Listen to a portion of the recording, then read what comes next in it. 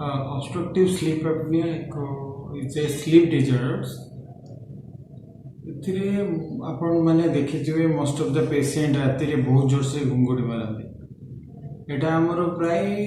ବହୁତ ଦିନ ଆମେ ଦେଖୁ ଜାଣିପାରୁନୁ ଏଇଟା କ'ଣ, ଏବେ ଜାଣିପାରିଲୁନି ଏଇଟା ଅବଷ୍ଟ୍ରକ୍ଟିଭ୍ ସ୍ଲିପ୍ ଆପନିଆରେ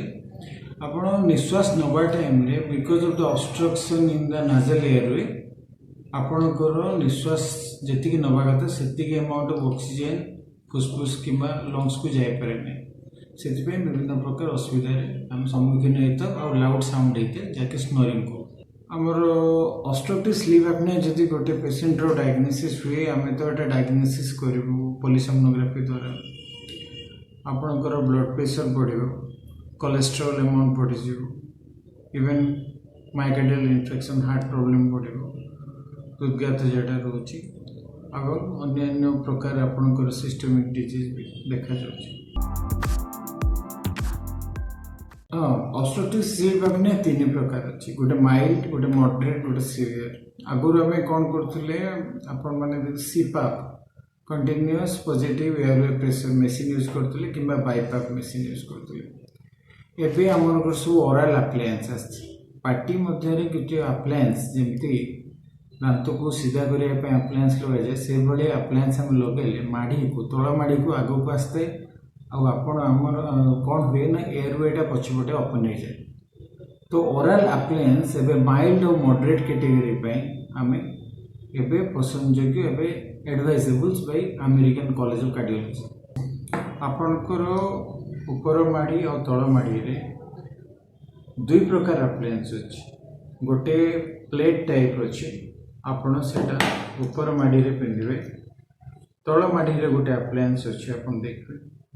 तल माढ़ी रे लगे तापर आपण बंद करेंगे राति एवरीडे नाइट रे आपण 10 to 12 आवर्स पिंधतु 3 months पर आपण देखिए जोटा कि आपण सिम्पटम देखा जाए ऑब्स्ट्रक्टिव स्लीप एपनिया रे daytime excessive sleepiness, irritability, depression, all these things will be reduced and आपणकर मेनली ऑक्सीजन सैचुरेशन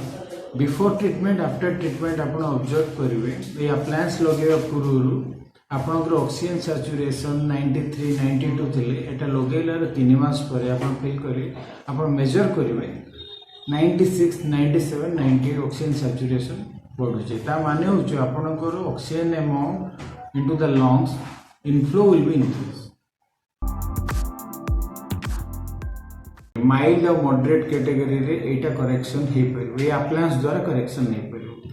जदि आपणकर नाजाल एयरवेटा बेसी ऑब्स्ट्रक्शन अच्छे माने सर्जरी करने पड़ो। प्रथमे प्रथमे पिंधि लगेबाटा डिफिकल्ट लगे धीरे धीरे धीरे धीरे अभ्यासगत हो गले किसी असुविधा नहीं एक्वांटेड हो पेशेंट एडप्ट कर जो इम्प्रूवमेंट ऑफ द सिम्पटम आस जाए पेशेंट यूजुअली एडप्ट कर मुख्यतः आपणकर 15 ରୁ 40 वर्ष जाए व्यक्ति जदि केवल निद्रा रे problem if there is any snoring problem एटा यूज कर पारे up to 50 it will give a good result नहीं आपण जेमिति गोटे आपणकर स्पेशल